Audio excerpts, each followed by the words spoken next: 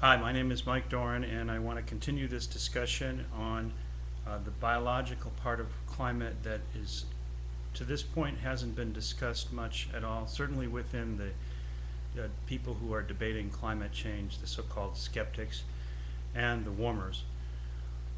One of the first questions I think that somebody having a biological approach would be is what difference does it make, and why would you even think about this? And I guess I would have to start out with an assumption that the biosphere is a player here.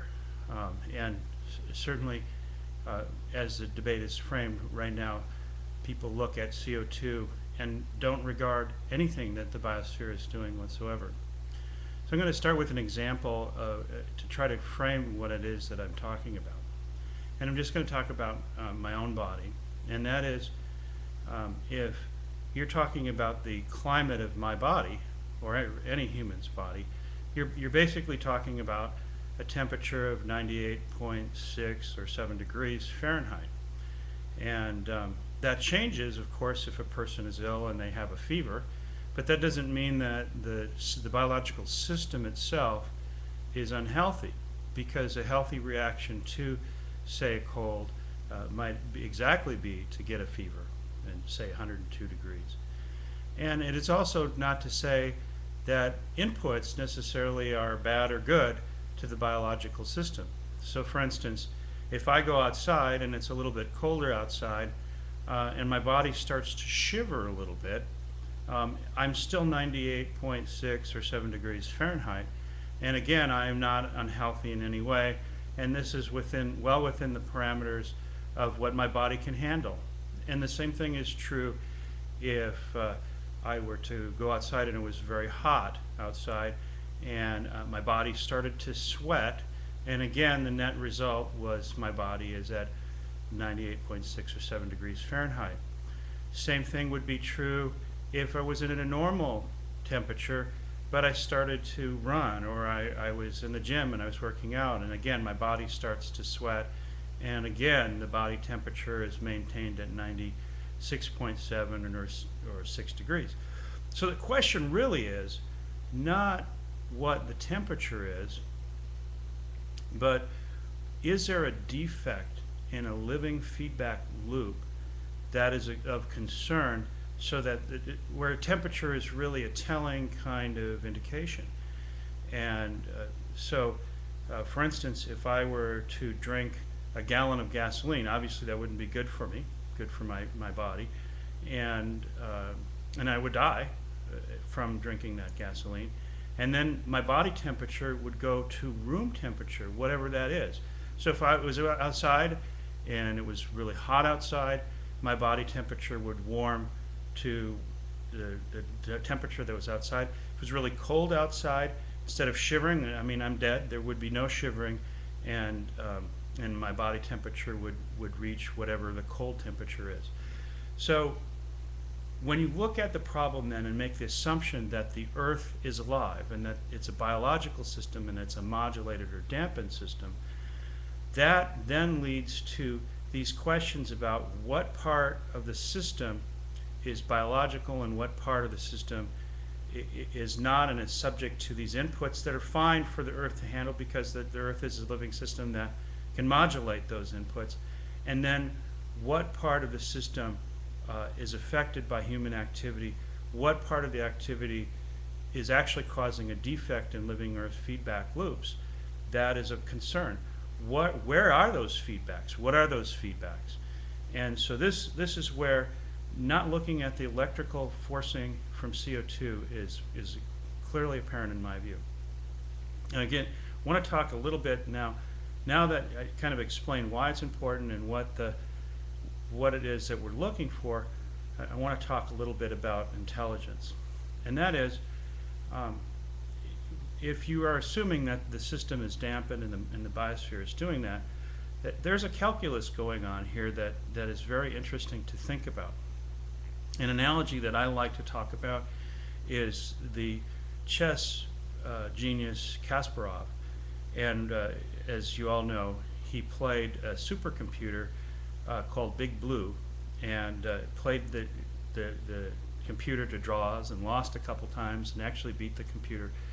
And if you were set out to play a supercomputer, obviously you wouldn't be able to make calculations as fast as the computer can, number crunching kind of things. But what you can do is, if you know what the game is, and you know what the basic programming of the computer might be, then you can find weaknesses in the strategy of the computer and then actually compete and play against the computer, even though you don't have the calculative ability of a supercomputer.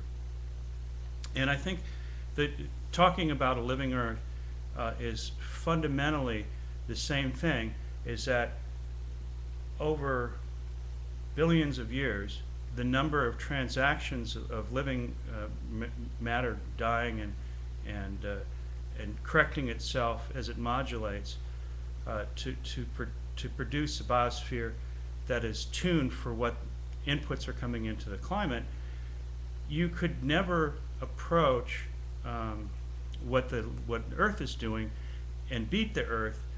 In other words, re-engineer what human activity has done to harm the biosphere without knowing what the basic programming is, without knowing what is going on, what the biosphere has done previously.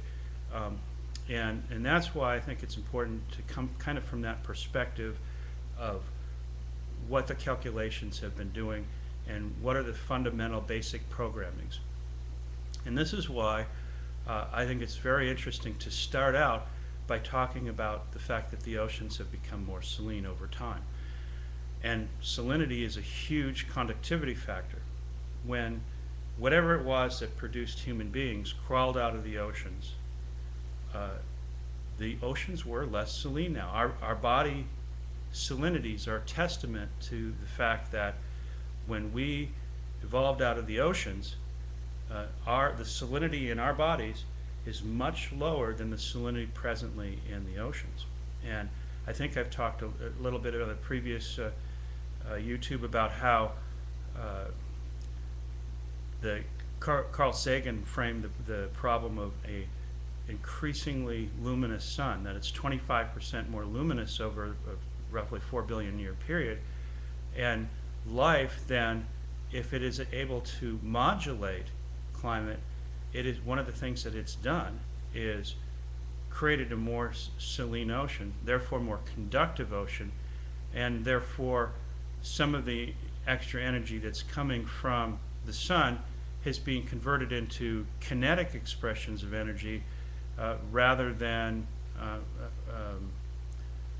more heat trapping kind of behaviors. That this is an actual way that feedbacks have been occurring. And this is one of the reasons why, in all the things that I've talked about, I focus on rivers and how dams have altered conductivities and the amount of CO2 that can be released in a local tropical storm. Because fundamentally what you have is an ocean which has a much more conductive surface compared to the land. And over land, 90% of lightning occurs that's powering these capacitive couplings. And then over the ocean, the energy is being used in the couplings through these magnetic fields that are moving the ionosphere, helping to organize storms better. And then you get feedbacks to the land. And so where life steps in and can act like almost like a variable resistor, where it gets into cloud droplets, and this is previously this is a very ancient Earth where we're just talking about nucleotides and maybe some carbon dioxide, is that the life then moves in and out of the cloud particles and changes how these magnetic fields set up in these tropical storms and then feed back rain, and then that rain then results in an overall global electric circuit that's conducive to life and conducive to life in that location. Well, now the oceans are more saline, and you get a little bit of salt spray into a tropical storm, and you're going to affect how it behaves, and affect how it behaves maybe above and beyond what nucleotides might be able to accomplish as just raw nucleotides moving in the cloud droplets. You might have a signal and noise issue. So now